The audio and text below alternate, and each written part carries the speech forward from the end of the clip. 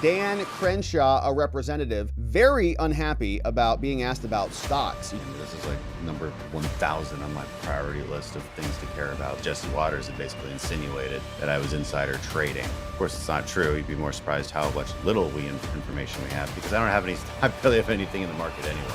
Who cares? Whoa.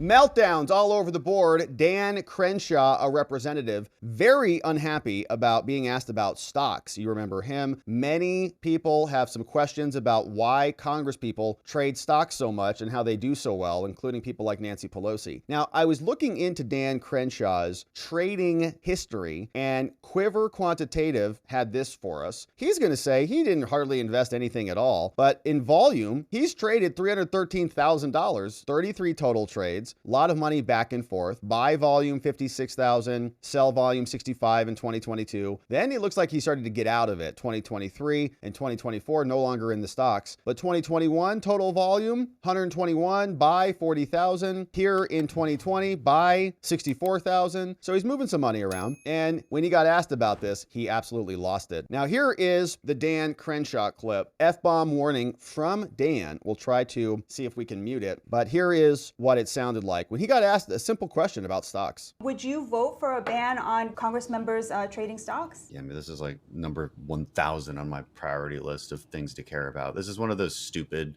things that I've been dragged through the mud on. You know how much fucking in the stock market? About $20,000. And yet I've been dragged through the mud on this as if like there's some insider trading. I had to send a letter to Fox News, a threatening letter from my lawyers, threatening them with defamation because Jesse Waters had basically insinuated that I was insider trading. Of course, it's not true. You'd be more surprised how much little information we have. This is one of those bills that like people support it. Yeah, sure. Okay. Who cares? Because I barely have anything in the market anyway. Are there a couple cases like wherein Nancy Pelosi has some very suspicious timing of her trades? Yeah, that has happened.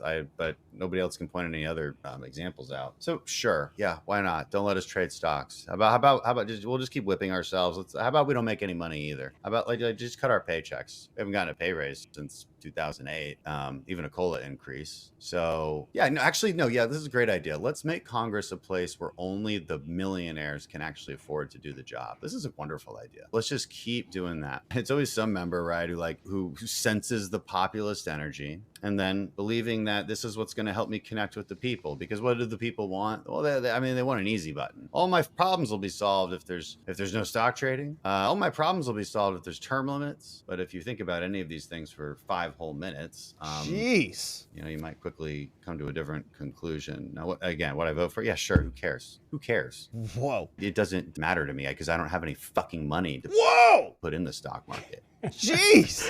Unlike the bullshit There's headlines two of those.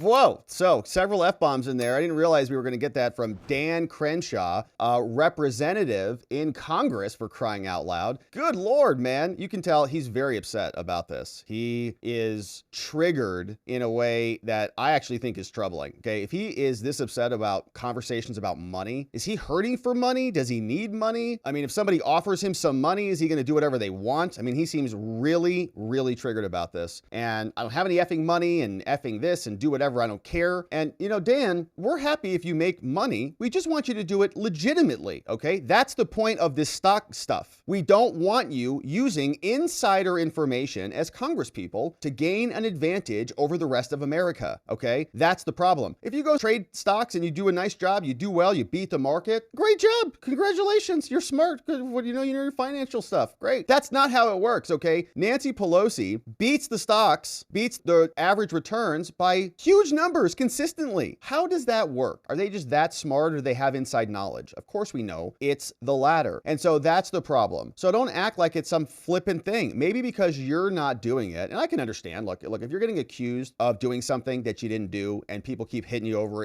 it, like I can understand getting irritated about that. But he's a professional politician. He's a professional congressperson. He shouldn't be acting like a high school kid who, got bad news one night. Even they are like, a little bit more mature than that. This is a pathetic show of manhood and manliness. He's got no real, I think, self-control when this issue pops up as he's dropping F-bombs on a podcast and scolding everybody for being so idiotic for caring about stupid issues. That's meltdown number one. Okay, got a bunch of those. And he did trade a bunch of stock, all right? $313,000 in volume, trade volume. Now, he's gotten out of it, probably because he wasn't doing so hot. But 2023, no trades. 2024 saw no trades. But this idea that he had just like 20 grand in there, I don't think so. At one point, the buy volume was 64K in 2020. Buy volume here in 2021 was 40K, all right? 2022 buy volume was 56K, all right? So bought all that, probably sold most of it, almost all of it back, and so exited. Don't know if he made any money or not, but he traded a bunch of stuff, all right? Apple, Amazon, Google, Facebook, Win, Boeing, Southwest, Rivian, Tesla, all sorts of stuff. And it looks like some of his numbers were pretty bad. So